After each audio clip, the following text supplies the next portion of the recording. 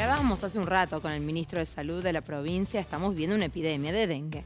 ¿Qué pasa con los consultores febriles? ¿Se acuerdan tiempo atrás cuando recibían muchísima gente con síntomas de COVID? Bueno, ahora el panorama cambió, pero los centros febriles siguen siendo centros de atención en nuestra provincia, hoy con gente que siente o cree tener dengue. Vamos directamente a visitar uno, está nuestra compañera Silvina Sena, quien nos va a contar y nos va a relatar un poco el panorama en este momento. Silvina. Estamos en la guardia de febriles del Centro de Salud Lourdes, estamos acá con los doctores a cargo de ella, con Liliana Gordillo, directora del Centro de Salud. Buen día, Liliana. ¿Cómo está funcionando esta guardia actualmente y cómo ha ido cambiando la atención respecto de los tiempos en que venían gente con síntomas del COVID? Buenos días. Bueno, la guardia, como la palabra lo indica, está trabajando durante las 24 horas. Hemos venido trabajando durante las 24 horas sin cesar desde el 2020, haciendo la aclaración que hemos tenido picos de consulta durante las olas de pandemia de COVID. En estos momentos estamos con una epidemia de dengue, pero también hay casos de COVID.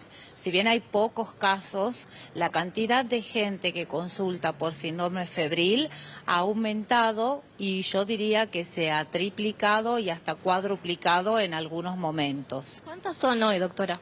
En algunos, el día que más de ayer, por ejemplo, se atendieron 500 pacientes en 24 horas. Eso es una cantidad elevadísima de pacientes para un solo centro de atención, por supuesto. Así que estamos nosotros en estos momentos atendiendo con médicos y con enfermería sobre todo. Es más, me acompaña a mí el personal, los jefes del departamento de enfermería, los jefes médicos, subdirectores también. Entonces, el paciente llega acá consultando porque sospecha de dengue o porque ya está el dengue diagnosticado y tiene algún síntoma que agrava su enfermedad, como por ejemplo que continúa con fiebre a pesar de haber pasado los 3 o 5 primeros días del diagnóstico, dolor abdominal, vómitos, deshidratación, náuseas, erupción dérmica. Entonces el paciente vuelve a consultar acá. Doctora, me imagino que lo que se hace con el paciente, cómo se lo atiende el paciente, va variando según lo que ellos traen. Pero para aquellos que no saben, que tienen síntomas y no saben si tienen dengue, ¿qué es lo que se hace para constatar o confirmar o no si tiene dengue? Bueno, lo primero es que venga de una zona donde hay casos de dengue. Ese es el punto principal que nosotros epidemiológicamente nos basamos. Después pasa al triage de enfermería, donde se le toman los parámetros vitales, se evalúa si el paciente está deshidratado o no, y de acuerdo a eso pasa la revisión médica y es con un criterio médico que se le pide el análisis serológico para dengue. No a todos los pacientes se le hace este análisis, sino que es por una indicación médica. Lo que sí queremos pedirle a la población, primero que tengan mucha paciencia. La verdad que sabemos que a veces uno cuando está esperando también se desespera, está haciendo mucho calor, entonces también eso aumenta por ahí el grado de desesperación que tiene, pero van a ser atendidos.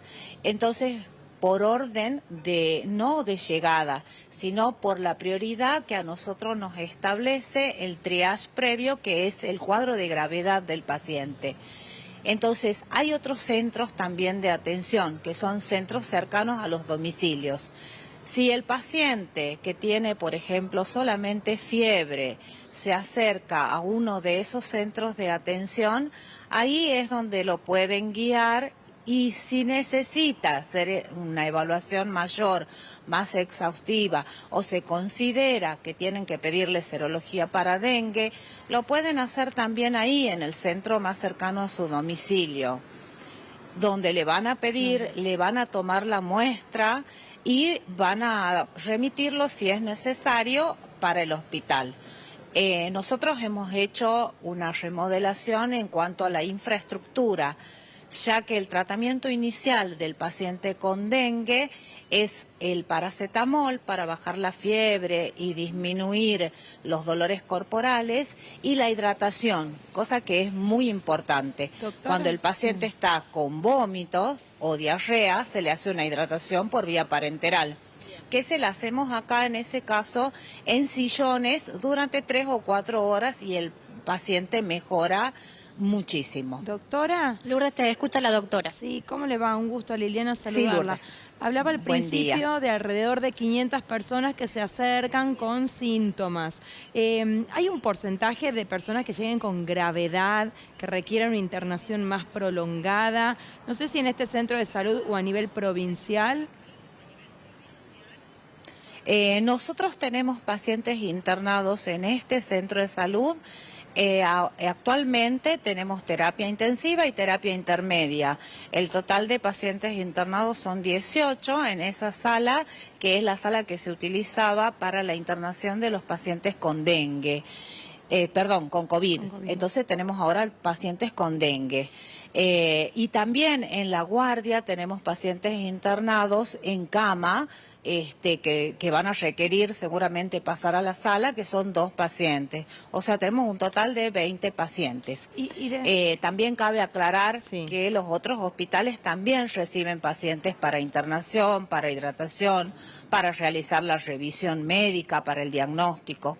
¿Y estas personas que están internadas tienen otra patología de base? ¿Han llegado al punto de una deshidratación extrema? ¿Han podido notar algo de esto, algunos parámetros que se repitan?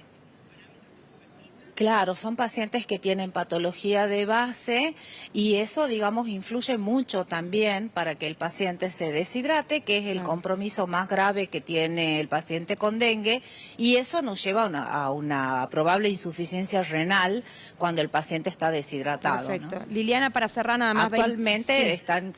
Sí. ¿24 horas atiende la guardia? Sí, la guardia atiende 24 horas. Entonces le pedimos a la gente que por favor tenga paciencia, van a ser atendidos. La verdad que el personal, tanto médico, de enfermería, el personal de laboratorio, el personal de farmacia, está abocado desde el 2020 a tratar de resolver los problemas que surgen de la población de Tucumán.